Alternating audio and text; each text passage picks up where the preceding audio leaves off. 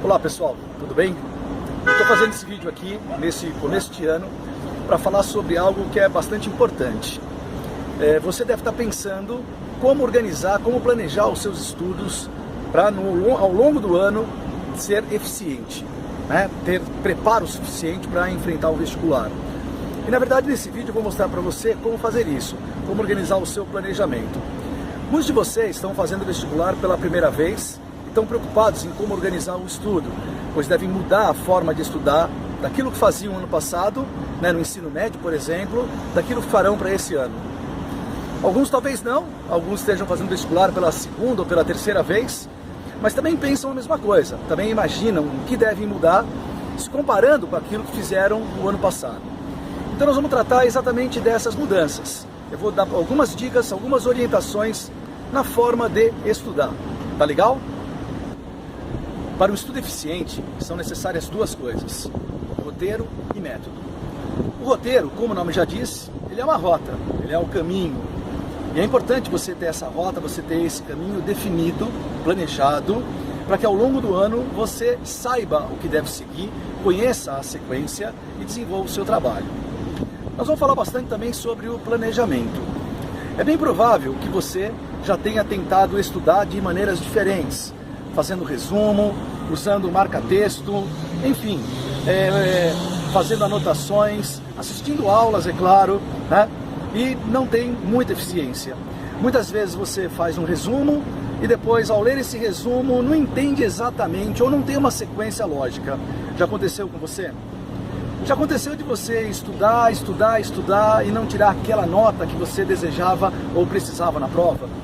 Já aconteceu de você se matar, se preparar, ou pelo menos achar que tinha se preparado e não ter bom desempenho num simulado? Normalmente isso acontece com alguns alunos.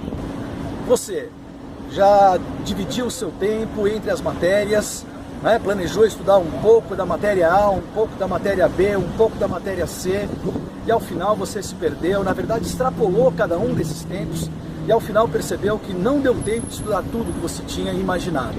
Isso também acontece muito, né? Por isso é necessário um planejamento. Por isso, na verdade, o planejamento é muito mais do que elaborar uma agenda. É necessário que os métodos sejam muito bem definidos. Não sei se num certo momento do seu estudo, você de repente já parou e percebeu que estava viajando, quer dizer, pensando em outras coisas. E pior ainda, né? Você não sabe exatamente em qual momento você parou, em qual parte do estudo você parou. E aí você tem que voltar, achar aquele momento e você percebe que perdeu tempo. Isso muitas vezes te deixa irritado, não é verdade? Muitas vezes você percebe essa perda, percebe que não se concentrou e pior ainda, aí você resolve levantar, dar uma volta, espairecer, porque você acha que dessa forma depois você vai conseguir sentar e se concentrar. E não é bem assim. Na verdade, a concentração ela está relacionada a, inclusive, a metodologia correta com a qual você estuda. Então eu vou te dar algumas dicas, vou te fazer alguns ensinamentos para você aproveitar melhor o seu tempo. Eu sou professor de História, meu nome é Cláudio Reco, muitos de vocês já conhecem, estão acompanhando os meus vídeos, e com a minha experiência de 30 anos com pré-vestibular, eu já ajudei muitos alunos nos seus estudos. Na verdade, já atendi muitos alunos, já tirei muitas dúvidas. Muitos alunos já me procuraram na sala dos professores ou mesmo nos corredores de cursinho, não apenas com dúvidas de história, né, mas pedindo uma ajuda na forma de estudar. E é claro que isso, ao longo do tempo, vai garantindo para a gente uma certa experiência. Eu quero usar essa experiência agora para passar dicas, orientações, né, e dar um novo método de estudo para vocês. É claro que você sabe que se a gente começa algo errado e não percebe, a tendência é manter esse erro e esse erro comprometer o nosso tempo, comprometer o nosso estudo, comprometer a eficiência, inclusive, daquele tempo que foi usado. Então é necessário essa organização do tempo, da agenda, uma metodologia correta. E é isso que nós vamos trabalhar, é com isso que nós vamos trabalhar. Essa é uma ideia básica, aparentemente meio óbvia, e que serve para todos os alunos. Serve para o estudante do ensino médio, serve para o estudante do pré-vestibular. A diferença é de que no pré-vestibular, a sua ideia é que não tem muito tempo a perder. Então, nós precisamos ao máximo aproveitar esse tempo. Por isso, o roteiro e o planejamento eles são fundamentais. Imagina um construtor, imagine um arquiteto.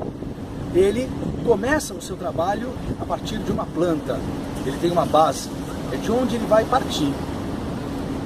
Imagina que ele começa a sua construção, a sua obra, com a fundação, o que é o mais normal para um arquiteto.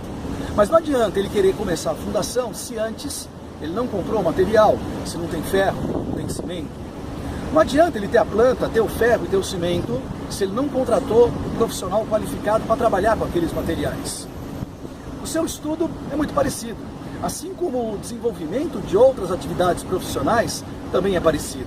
É necessário um roteiro, assim como uma viagem, ela tem melhor resultado quando ela é melhor planejada. Nós precisamos então planejar o seu estudo. Se eu uso o exemplo do arquiteto, ele tem uma planta e essa planta foi aprovada na prefeitura. A planta normalmente não dá para mudar, é muito difícil de mudar. Mas ele pode mexer em outras coisas. Ele pode modificar e ampliar a porta, né? Modificar as janelas e colocar as janelas com maior arejamento.